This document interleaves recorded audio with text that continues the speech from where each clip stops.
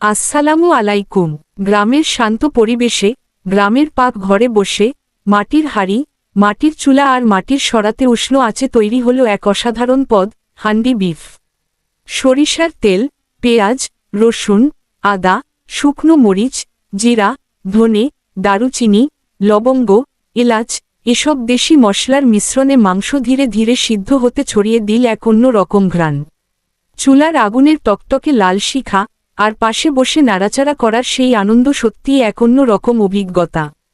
তৈরি করতে সময় সাপেক্ষ, কাঠ ঝালানো থেকে শুরু করে ধীরে ধীরে মাংস নরম হওয়া পর্যন্ত পুরো প্রক্রিয়াটিই কষ্টসাধ্য।